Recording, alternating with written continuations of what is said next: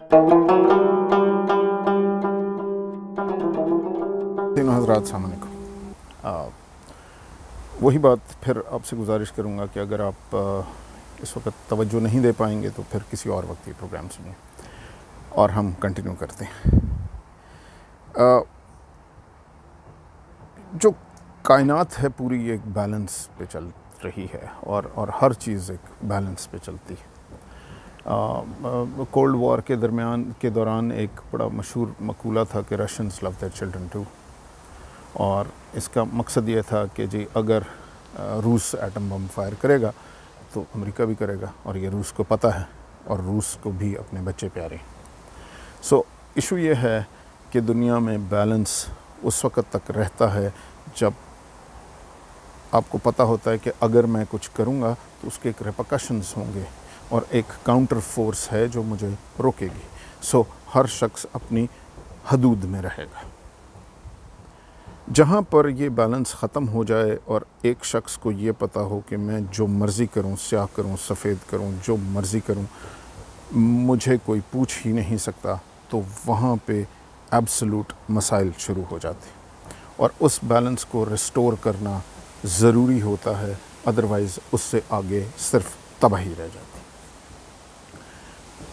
Establishment वो है जिसने पाकिस्तान में सारा बैलेंस जिसके तहत मॉडर्न नेशन स्टेट चलती है उसे उखाड़ के बाहर फेंक दिया हुआ। ये एक यूनिक एनवायरनमेंट है इस वक्त दुनिया में, और जब तक आप ये बैलेंस दोबारा रिस्टोर नहीं करेंगे तो जो गाड़ी स्टार्ट ही नहीं हो रही वो आगे चलेगी नहीं और कुछ दुरुस्त नहीं होगा। लिहाजा बहुत ज़रूरी है इस्टेब्लिशमेंट का स्ट्रक्चर समझना और वो क्या चीदा चीदा काम करने होंगे, आवाम को करने होंगे, ताकि उनकी अपनी ज़िंदगी आगे चल सके और मुल्क आगे चल सके। और जिस तरफ हम तबाही की तरफ चल पड़े हैं इससे हम बच सकें। पहली तो एक बात यह है कि अशख़ास पे हम नहीं जाएंगे। देखिए, हर चीज़ का एक माहौल होता है। आपने chairman central board of revenue एक दो दफ़ा तब्दील करके देखे, कोई फ़र्क पड़ा? आप पंजाब का आईजी हर चौथे दिन तब्दील करते हैं, क्या क्राइम पे कोई फ़र्क पड़ रहा है? सो ये बेवकूफ़ी होती है किसी इंडिविजुअल पे रिलाई करना। एक पूरा इन्वायरमेंट होता है, एक पूरा स्ट्रक्चर होता है। जब तक आप उसे नहीं समझेंगे और उसकी की चीज़ें जो उसमें ख़राबियाँ पैदा कर रही हैं उसको ठीक नहीं करेंगे, आप अशख़ास को ब्लेम करना, अशख़ास को हटाना, ये सिर्फ पेंट करने के मुतरादिफ़ है और सिर्फ अवाम को बेवकूफ़ बनाने के मुतरादिफ़ है। सो मैं यहाँ पे जो भी बात कर रहा हूँ, it is not about a particular person, it is about so मैं आइडेंटिफाई करूँगा कि इस्टेब्लिशमेंट में का रैंक और स्ट्रक्चर क्या है और इसमें क्या क्या चीज़ें ठीक करनी पड़ेंगी। Again not about an individual, about, अगर मैं आर्मी चीफ़ कहता हूँ तो मैं बाजवा की बात नहीं कर रहा, मैं आर्मी चीफ़ की बात कर रहा हूँ। अगर मैं आईएसआई की बात कर रहा हूँ तो मैं किसी पर्टिकुलर जनरल की बात नहीं कर रहा। उस जनरल को आप रिप्लेस करके दूसरा जनरल लगा देंगे तो भी वही रहेगा, बिकॉज द एनवायरनमेंट वो बन चुका है। हम वो आइडेंटिफाई करेंगे चीज़ें कि जिससे मसाइल हो रहे हैं, और वो ऑर्गेनाइजेशंस अब ख़ुद बेबस हैं, उस लेवल पे पहुंच चुकी हैं। उनका आप chairman central board of revenue तब्दील कर लें, वो जितना वेल मीनिंग हो वो कुछ भी नहीं कर सके जब तक आप नीचे उस स्ट्रक्चर को ठीक नहीं करेंगे। And this is what we are going to try to do, and establishment with malice towards none, pure intention is betterment of the country and betterment of its systems। इस खुले जहन को लेके हम आगे चलेंगे। It's not about any individuals. Anyway, so let me try to define establishment। ये क्यों है? आपने दाल में अगर आपको शक हो कि कहीं काला है तो आपको दो चीज़ें देखनी, शायद दो तीन चीज़ें आपको वो सिग्नल देती हैं। पहली तो बात यह है कि आप ये देखें कि ये दुनिया में कहीं और भी होता है या बाकी ममालिक क्या कर रहे हैं। पहिया गोल ही है ना, अगर आपने स्क्वायर पहिया तो there is something wrong with you. So बाकी दुनिया के ममालिक क्या करते हैं ऐसी सूरत हाल में, उनके सदर क्यों नहीं अच्छा डरते। अच्छा, और दूसरी चीज़ आप ये देखें कि अगर आप कोई बात पूछते हैं तो जहाँ पे आपको सवाल करने से रोक दिया जाए, इसका मतलब है कि वहाँ कुछ छुपाने को है। सो पहले हम यहाँ चलते हैं कि बाकी दुनिया में इस्टेब्लिशमेंट ऐसे क्यों नहीं कर पाई, पाकिस्तान में गन पॉइंट पे। ओके, इस्टेब्लिशमेंट ये है जो कि गन पॉइंट पे तमाम महकमों से इसने ऐसा इम्बैलेंस क्रिएट कर दिया कि तमाम महकमों से गन पॉइंट पे फैसले कर सकती है, बाकी सब इरेलेवेंट है। चीफ़ जस्टिस की कोई हैसियत नहीं है, वज़ीर आज़म की कोई हैसियत नहीं है, सदर की कोई हैसियत नहीं है, चीफ़ मिनिस्टर्स की कोई हैसियत नहीं है, IG पुलिस की कोई हैसियत नहीं है। फ़ैसला वो होगा जो इस्टेब्लिशमेंट करेगी। कैसे, और बाकी मुल्कों में क्यों नहीं हो रहा?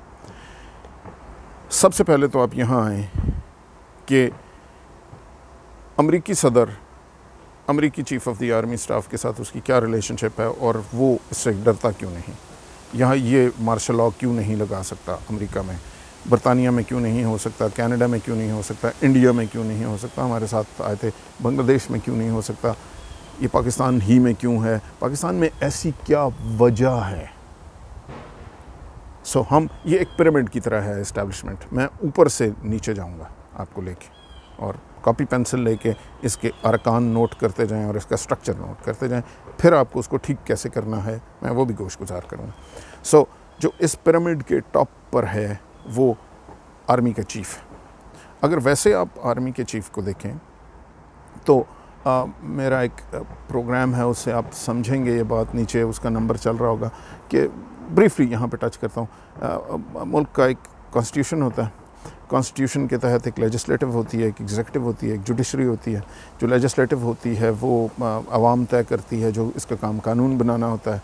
एग्जीक्यूटिव का काम होता है जो कानून बनाए, अवामी नुमाइंदे, एग्जीक्यूटिव का काम है उसको इन्फोर्स करना, और फिर जुडिशरी का काम है ये देखना कि कानून ठीक बना और इन्फोर्स ठीक हुआ।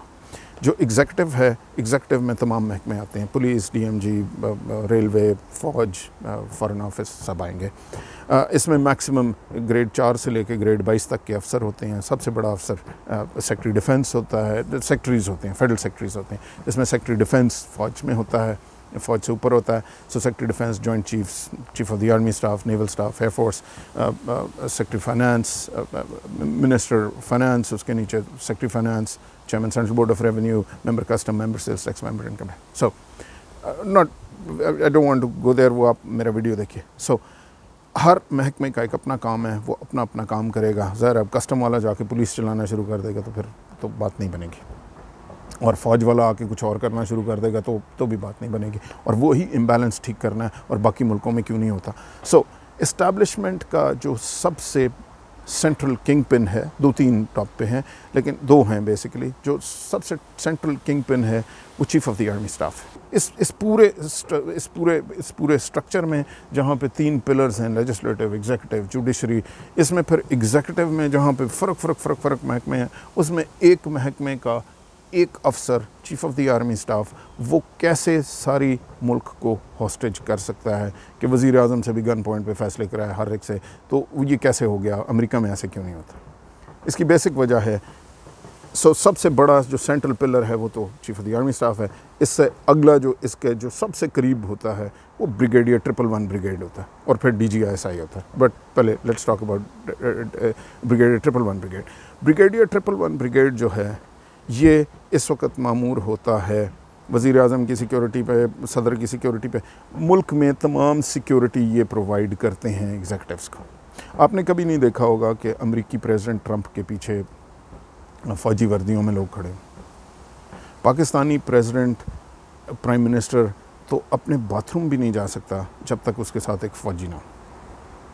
और जिस दिन मार्शल लॉ लगाना हो, और पाकिस्तान में जितने मार्शल लॉ लगे हैं वो 111 ब्रिगेड से लगते हैं, क्योंकि सिविलियन लीडरशिप की जो सबसे पहला टॉप ऑफ द पिरामिड पे जो इशू है वो ये है कि आपके अवाम के जो नुमाइंदा इलेक्ट करती है वो हॉस्टेज होता है टू द मिलिट्री, और उसकी वजह 111 ब्रिगेड है, क्योंकि पाकिस्तान में सिविलियन लीडरशिप की प्रोटेक्शन के लिए कोई अदारा नहीं बनाया गया, और जो एक अदारा है वो फ़ौज की 111 ब्रिगेड है।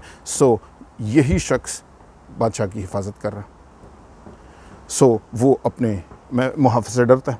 जिस दिन मार्शल लॉ लगना होगा, सिर्फ एक ब्रिगेडियर को फ़ोन जाना है 111 ब्रिगेड के कि जी मार्शल लॉ लग गया, तो मार्शल लॉ लग गया, और दूसरी तरफ कोई है नहीं। अब अमेरिका में क्या स्ट्रक्चर है? अमेरिका में तमाम सिविल स्ट्रक्चर को प्रोटेक्ट करने के लिए सीक्रेट सर्विस है। सीक्रेट सर्विस पहले डिपार्टमेंट ऑफ ट्रेजरी को रिपोर्ट करती थी, अब होमलैंड सिक्योरिटी को रिपोर्ट करती है। सीक्रेट सर्विस जो है मल्टी बिलियन डॉलर ट्रेंड है, टोटल सिविलियंस हैं, लेटेस्ट वेपन है, एयरफोर्स 1 से लेके उनकी जो प्रेसिडेंट की गाड़ी है, जो उसके साइलोज हैं, जो उसकी बीवी बच्चे, हर शख्स को प्रोटेक्ट सीक्रेट सर्विस करती है। अमरीकी फ़ौज का कोई शख्स वाइट हाउस में घुस भी नहीं सकता, वो किसी तरह घुसने की कोशिश करेगा तो सबसे पहले सीक्रेट सर्विस है जिसका काम है उसे प्रोटेक्ट करना। सो सिविलियन तमाम चीज़ों को प्रोटेक्ट करने के लिए एक कॉन्स्टिट्यूशनली अलग फोर्स रेज की जाती है, और ये किसी भी मुल्क में फ़ौज नहीं प्रोटेक्ट करती। यही स्ट्रक्चर यूके में है, यही स्ट्रक्चर कनाडा में है, यही स्ट्रक्चर इंडिया में। कनाडा में ट्रूडो को प्रोटेक्ट आरसीएमपी करती है। एक प्रॉपर फोर्स रेज की गई है पार्लियामेंट को प्रोटेक्ट करने के लिए, और उसके इर्द गिर्द उनकी गाड़ियों ने सराउंड किया होता है। और आरसीएमपी के पास आप वेपन और ट्रेनिंग और वो देखें, आप परेशान हो जाएंगे। Nobody can dare challenge the civilian leadership within Canada because civilians are protecting it. India में जो मोदी की सिक्योरिटी है वो सारी की सारी सिविलियन लीडरशिप के पास है। सो पहली चीज़ जो आपकी इस्टेब्लिशमेंट को पावर दे रही है, जिसने एक बंदा कंटिन्यूसली वज़ीर आज़म के इधर खड़ा किया हुआ है, जिसको आपको हटाना ज़रूरी है, मुल्क के इंटरेस्ट में ज़रूरी है और सारी दुनिया में हटा हुआ है, वो आपको 111 ब्रिगेड हटाना पड़ेगा।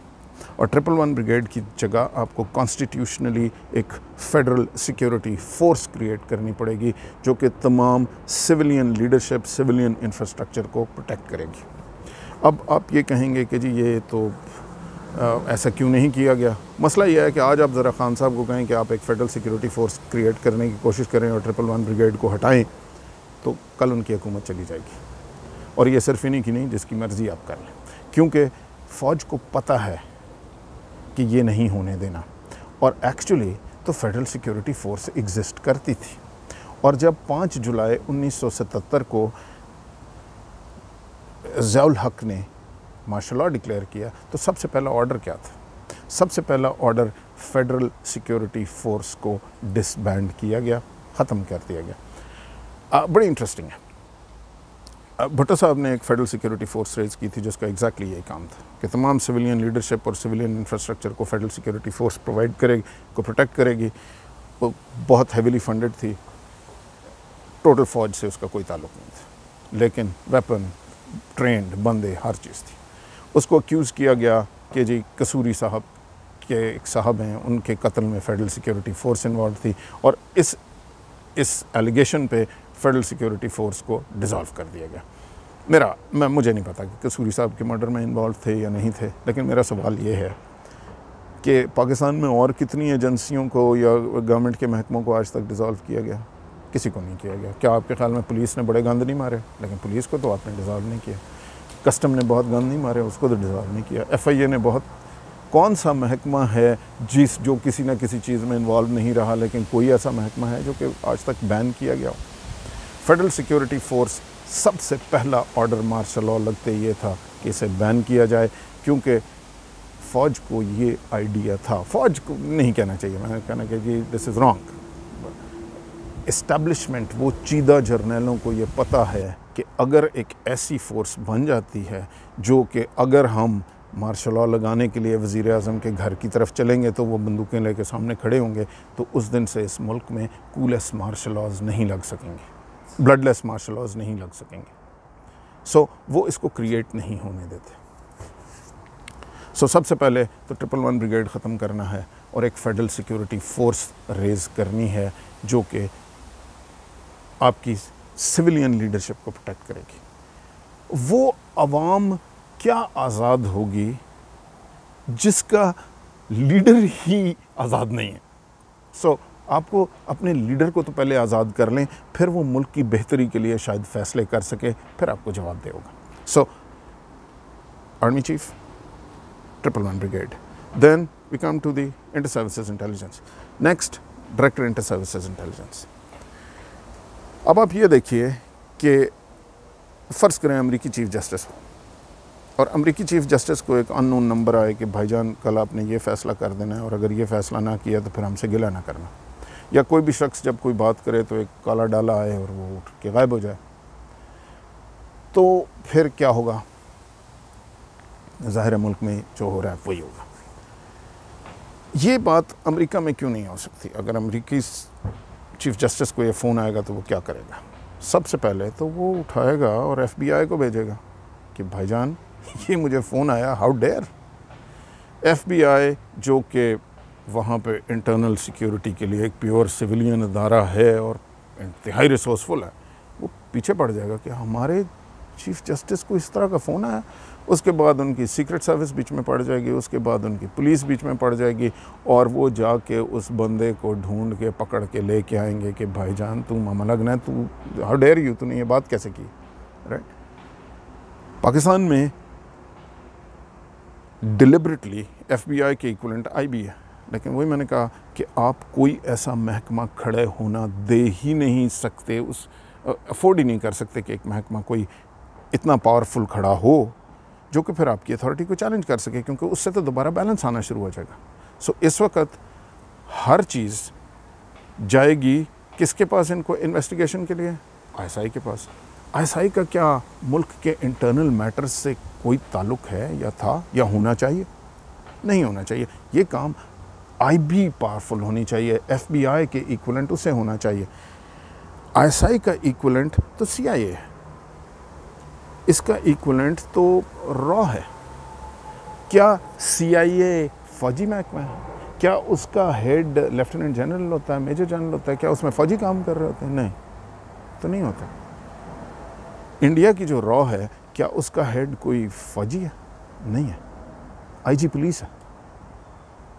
उसके जितने अंदर ऑपरेटिव्स काम कर रहे हैं वो पुलिस वाले काम कर रहे हैं या फॉरेन ऑफिस वाले काम कर रहे हैं। देखिए, इसका एक बैकग्राउंड है। जितनी भी इंटेलिजेंस एजेंसीज होती हैं उनका क्या काम होता है और ये कहाँ से बनी है?